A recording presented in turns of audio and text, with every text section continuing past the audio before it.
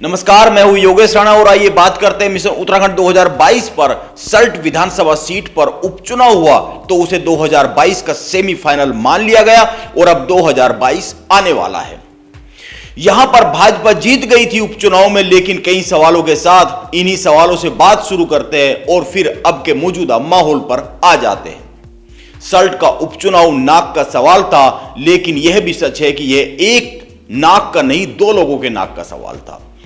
एक नए मुख्यमंत्री बने तीरथ सिंह रावत के लिए और दूसरा 2022 के लिए उस समय कमर कस रहे हरीश रावत के लिए। इसीलिए रिजल्ट के बाद कुछ सवालों ने जन्म ले लिया और वे सवाल ये हुए कि नंबर 1, भाजपा ने दिवंगत विधायक सुरेंद्र जीना के बड़े भाई महेश जीना को टिकट दिया तो सिंपैथी वोट मिल गया।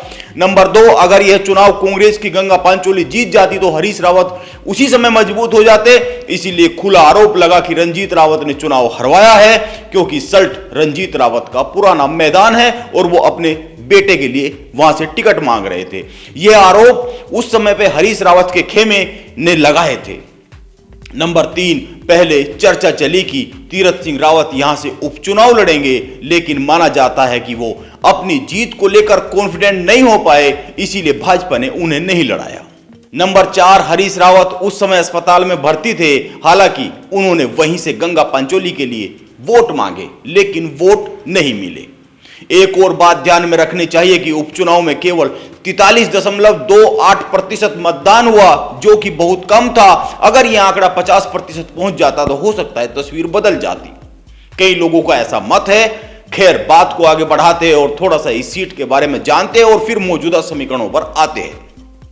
2002 और 2007 में यह सीट कांग्रेस के कब्जे में रही है। 2002 में कांग्रेस के रंजीत रावत ने भाजपा के मोहन दीवान सिंह को हराया। 2007 में भी रंजीत रावत ने निर्दलीय प्रत्याशी दिनेश सिंह को हराया था। इसके बाद 2012 में यहां पर भाजपा नेता सुरेंद्र जीना की एंट्री हो गई। सुरेंद्र जीना को बहुत तेज तर्रार नेता माना जाता रहा था। उन्होंने 2012 में 23,956 मतों के साथ रंजीत रावत को हरा दिया। इसके बाद रंजीत रावत ने मैदान छोड़ दिया और 2017 में भी सुरेंद्र जीना ने 21,581 मतों के साथ कांग्रेस की गंगा पांचोली को हरा दिया।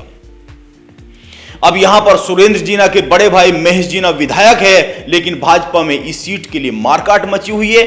टिकट को लेकर भाजपा के टिकट के दावेदार यहां पर वैसे तो कई सारे हैं, लेकिन 4 प्रमुख है। यह है मौजूदा विधायक महेश जीना, गिरीश कोटनाला, डॉक्टर यशपाल रावत, पूर्व राज्य मंत्री दिनेश मेहरा।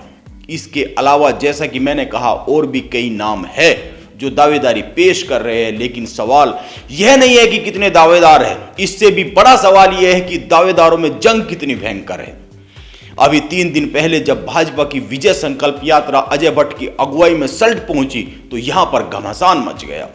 भाजपा के टिकट दावेदारों के समर्थक अजय भट्ट के सामने ही टकराव की स्थिति में आ गए। अजय भट्ट को बीच में आना पड़ा, तब जाकर कुछ मामला शांत हुआ। इस पर कई सारी मीडिया रिपोर्ट आई है।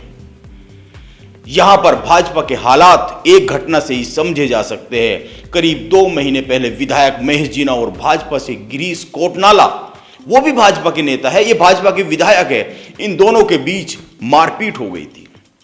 दोनों ने एक दूसरे के खिलाफ मुकदमा दर्ज कराया था। उस समय भी यह बात उठी थी कि दोनों के बीच टिकट को लेकर जंग छिड़ी हुई है। बाद में मामला बड़े नेताओं तक पहुंचा तो बीच बचाव कराया गया, लेकिन सल्ट में भाजपा के दावेदारों ने आपस में पाला खींच लिया है। यह एक सच्चाई है और हालात बहुत ठीक नहीं है, यह भी एक सच्चाई है। अब कांग्रेस की बात करें तो यहां भी हालात बहुत जुदा नहीं है। इसी तरह के कुछ है। यह सीट हरीश रावत और रंजीत रावत के बीच नाक की लड़ाई का सवाल बनी हुई है। वैसे तो कांग्रेस के प्रमुख दावेदार गंगा पांचोली, अर्जुन सिंह रावत, शोभन सिंह बोरा, विक्रम रावत है। इसके साथ साथ कुंवर सिंह कठायत ने भी यहां पर दावेदारी पेश की हुई है, लेकिन मुख्य मुकाबला गंगा पांचोली और रंजीत रावत के बेटे विक्रम रावत के बीच माना जाता है। हरीश रावत की चली तो विक्रम रावत का टिकट कट जाएगा और ऐसी स्थिति में रंजीत रावत अपना असर जरूर दिखाएंगे, इससे इनकार नहीं किया जा सकता है। इसीलिए सल्ट पर कुछ भी बोलने से पहले यहां पर टिकट बंटवारे का इंतजार करना चाहिए, उसके बाद ही तस्वीर साफ हो पाएगी। आइए इंतजार करते हैं। नमस्कार, आप बने रहे मेरे साथ।